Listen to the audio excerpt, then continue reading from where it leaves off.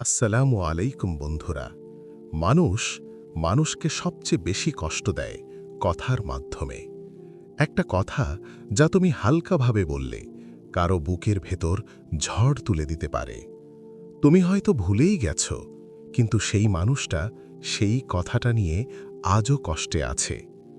রাসূলুল্লাহ সাল্লাল্লাহু আলাইহি ওয়াসাল্লাম বলেছেন, বান্দা এমন একটি কথা বলে যার গুরুত্ব সে দেয় না, কিন্তু সেই কথার কারণে সে জাহান্নামে পড়ে যায়।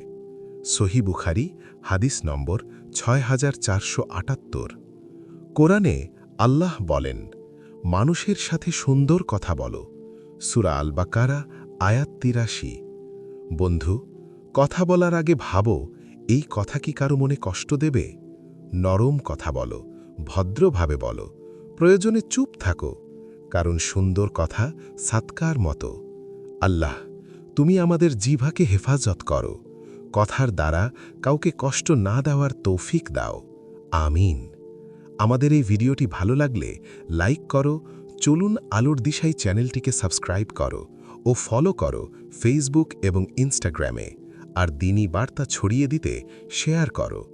আবার দেখা হবে নতুন ভিডিওতে ইনশাআল্লাহ। আসসালামু আলাইকুম ওয়া রাহমাতুল্লাহ।